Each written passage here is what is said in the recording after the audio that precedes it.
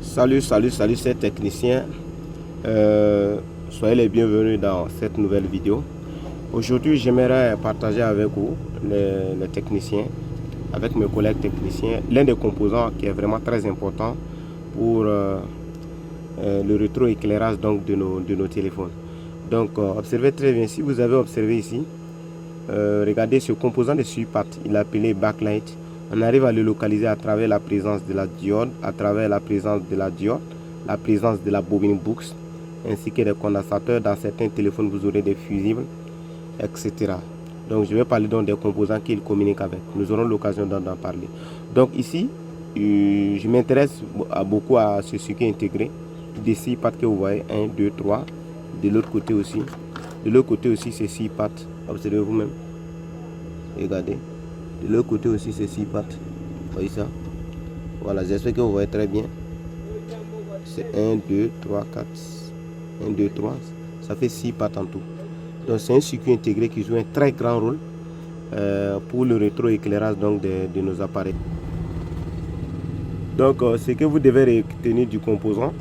Dans les Samsung, il n'est pas de cette forme. Souvent, tout dépend de la forme. Mais pour ceux qui ont le schéma, voilà, si vous rentrez donc dans la section, vous aurez donc beaucoup d'informations sur le composant. Donc pour les téléphones connus, pour plusieurs schémas, vous auriez donc les composants. Donc ici c'est un composant d'abord que vous devez comprendre qui gère donc le système. Voilà, qui gère donc le système de l'éclairage, de la lumière donc de l'écran. C'est grâce à ce composant que nous arrivons à mieux voir l'écriture. Il est toujours accompagné par sa bobine Boox.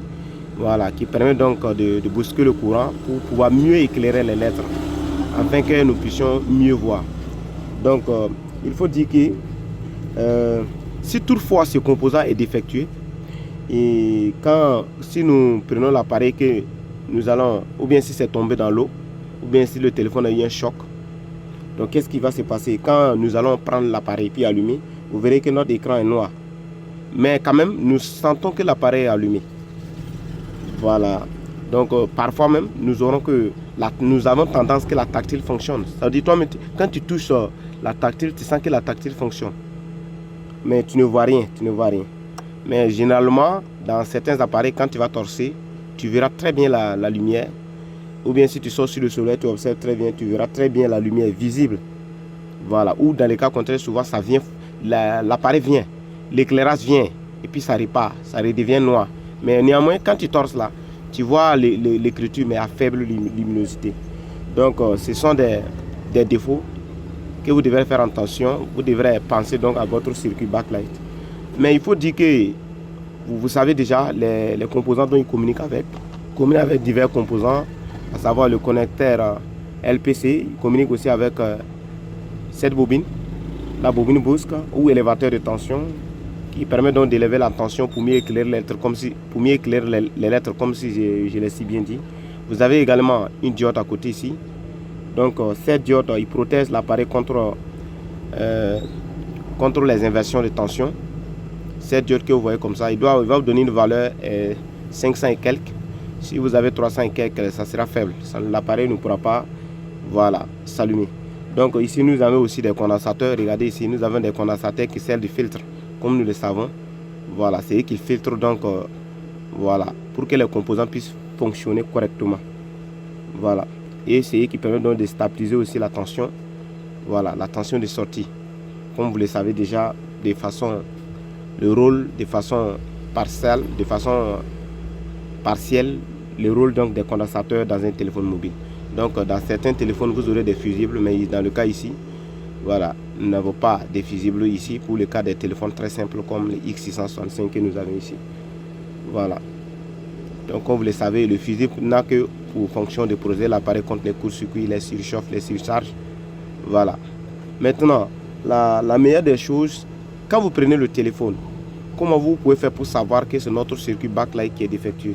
J'espère que tout le monde voit très bien le composant. Le voyez très bien. Voilà, j'espère que vous voyez très bien mon composant. Le voici ici. Voici mon composant. Le voici. Voilà. Donc lui c'est la bobine, lui c'est la diode, comme je viens de le dire. Maintenant, quand le client vous envoie le téléphone pour une pareille situation, vous allez d'abord prendre le téléphone et si c'est tombé dans l'eau, vous allez faire l'entretien, vous allez allumer le téléphone, vous allez allumer l'appareil pour voir.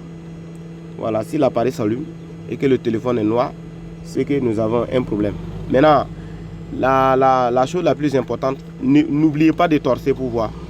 Parce que si vous n'avez même pas cette idée, vous allez dire que le téléphone ne démarre pas alors que le téléphone démarre très bien. Ou certaines personnes sous le vibreur en bas pour pouvoir diagnostiquer, pour pouvoir trouver la panne qui vient donc du circuit backlight. Voilà. Donc, voilà de façon ramassée, c'est que des méthodes de tests partiels. Même si on va revenir avec le multimètre, il faut dire que là-bas, avec le multimètre là, il faut dire que vous pouvez vérifier ce composant donc en mode diode ou en test de continuité. Vous pouvez vérifier cela. Mais la tension du circuit backlight est plus élevée que la tension VBAT. Voilà, VBAT qui donne 5 volts. Hop, dans lui, il peut aller jusqu'à 18. 18, voilà, 18, et quelques. 18 et quelques. La tension de ça est vraiment très élevée. Mais si vous cassez la bobine, vous aurez l'enroulement des fils cuivriques qui nous permet donc de le définir réellement. Une bobine boost parce qu'il stocke le courant et ici le circuit backlight va utiliser cette tension qui est élevée pour mieux éclairer les lettres. Voilà pourquoi on appelle les bobines boost des élévateurs de tension. Même cette bobine vous dit déjà c'est quel composant nous avons ici, mais ici je suis sur ce composant là d'abord. Voilà, donc voilà de façon récapitulative ce que je peux dire. Mais la seule façon pour pouvoir y remédier donc à la situation, pour être encore plus sûr, donc ce que vous pouvez faire là, le backlight que vous voyez, vous pouvez le remplacer tout simplement.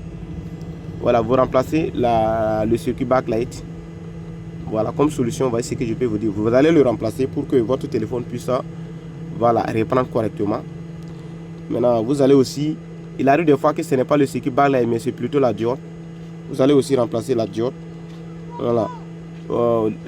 La plupart aussi, il faut essayer de voir votre connecteur FPC, parce que s'il y a un souci ici, souvent vous voyez il met des plastiques à côté. Il faut que vous preniez le soin de très bien nettoyer, et même si vous avez le chemin, vous allez voir, vous allez vérifier est-ce que ça communique correctement. Voilà, ou vous allez essayer de le remplacer si vous voulez. Voilà, mais dans la mesure où, ne confondez pas aussi avec dans la mesure où l'écran de notre téléphone, les ampoules qui sont à l'intérieur de notre écran aussi est coupé. Nous allons prendre le soin donc de les remplacer et de ne pas accuser dans notre circuit backlight. Voilà. Donc, de façon ramassée, voilà ce que je puisse vous dire. Donc, mais vous pouvez noter également que ce que vous allez remarquer à l'œil nu, voilà, c'est ça que je vous ai fait sortir. Donc, c'est aussi bien pour vous de s'imprégner sur ce composant. Voilà. Parce que souvent, le backlight, le téléphone peut tomber dans l'eau. Et l'eau qui va donc créer donc un défaut. L'eau peut endommager notre composant. Il peut aller en court-circuit. Le backlight même souvent il peut être en état ouvert. Voilà, il peut être en état ouvert, comme il peut être en court-circuit, comme je viens de vous le dire, pour diverses raisons. Voilà, ou souvent même il est là comme ça, mais vous verrez qu'il y a des difficultés au niveau des pastilles. Ça peut ne pas fonctionner. Voilà, donc la diode que vous voyez aussi, ou les petits condensateurs que vous voyez ici là, les petits condensateurs que vous voyez là, qui laissent des filtres là, ce que vous voyez ici là, si ces condensateurs ne fonctionnent pas bien, il faudra faire attention, parce que rien que ces condensateurs peut vous empêcher d'avoir votre rétroéclairage correctement. Ne pas confondre avec le circuit graphique que nous aurons l'occasion d'en parler encore pour le cours donc à venir. Mais prenez le soin souvent d'observer, parce qu'il y a de la pâte thermique ici pour protéger donc la dissipation du courant, où souvent le CPU laisse passer le courant dans le hasard. Quand cette pâte là se dure, ça se transforme en eau. Souvent la plupart ça joue sur les cartes. Donc prenez le soin aussi d'observer visuellement est-ce qu'il n'y a pas de saleté, ou bien voilà, en tout cas de l'humidité à quelque part avant de commencer votre travail. Mais ne confondez pas aussi, dès lors que la nappe de l'écran est défectueuse, il faut remplacer. Donc ne confondez pas ça aussi. Voilà, donc c'était voilà votre collègue Nabdabiré Aboubou Dioulasso. C'était ma pensée au sein de vos c'était mon idée à vous partager. Donc je vous aime bien. Voilà, installez-vous confortablement et n'oubliez pas donc mon composant, le voici très bien ici. N'oubliez surtout pas mon composant. Voilà, je vous aime et bye. et bien de choses aux gens de là où vous y êtes. Et n'oubliez surtout pas de faire des recherches pour pouvoir y arriver, parce que quand tu maîtrises les composants de façon générale, regardez la disposition des composants, les formes, on a déjà les noms et on a déjà la fonction. Et ici, ça te permet donc de détecter c'est quoi que tu as. Donc moi, je vous aime bien. Voilà. Merci et bye bye.